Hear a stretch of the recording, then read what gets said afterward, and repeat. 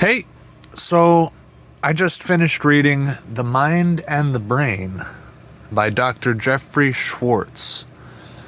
Now, this book, it's only about 400 pages long, including the index, which you don't really bother reading the index, so who cares about reading the index? But it's a really good book. He begins by explaining his own usage of mindfulness therapy to treat OCD. Then he goes through a therapy. He goes through the Silver Springs monkeys, which were a bunch of monkeys in Silver Springs, Maryland, who were experimented on by having their nerve endings surgically cut so that they couldn't feel their arms. And in these experiments, the monkeys would stop using their arms. But in order to get them to use their arms again, they would drag their arms like a dangling appendage. But in order to get them to use their arms again, scientists would force them. They would restrain all the other limbs so that the only limb they could use is the limb that was non-functioning. And it ended up working. And after the restraint method worked, the monkeys were able to use that arm just fine. Well, not just fine, but more. And this then goes into stroke therapy, therapies for stroke sufferers, people who have the entire half of their body non-functioning. They've actually done this with stroke patients and found that stroke patients can recover movement. Now, it's not perfect movement, but they can recover movement on the paralyzed side of their body if you do this restraint method. He then goes through quantum physics, and he explains how attention and volition go together and interact with quantum mechanics deterministically. And you know what? It's just really good. He compares quantum physics with William James, who was actually the founder of psychology.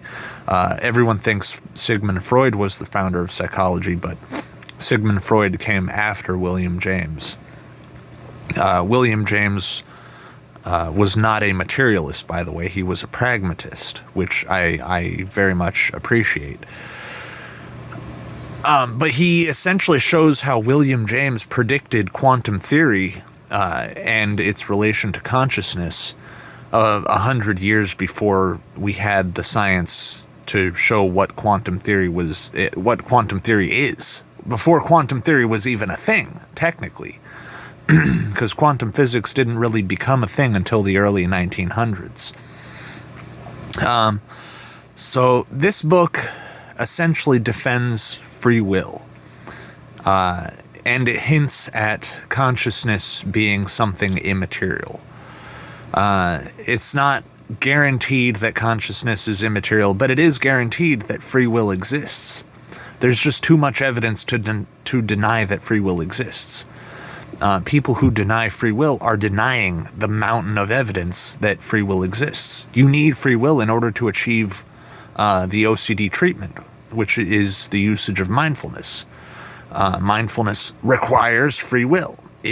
The fact that people can use mindfulness is proof that free will exists in and of itself. But he provides much more proof.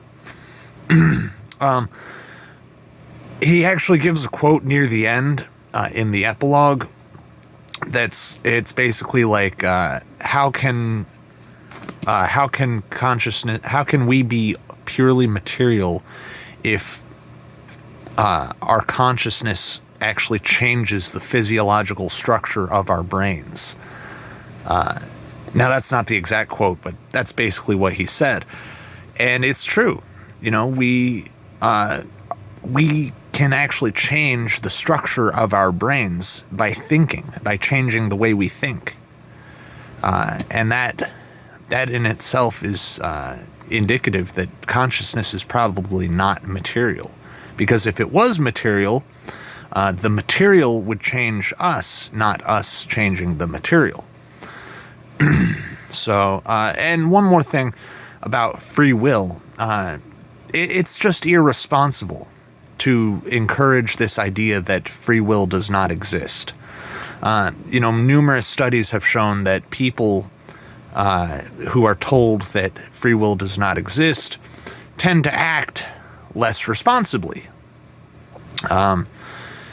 You are not responsible for your actions, therefore, why should you bother taking responsibility for your actions?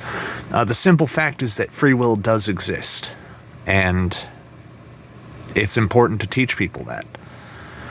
Anyway, this was a really good book, and I'm not really recording all my book reviews, but I wanted to record this one because this book was really, really good.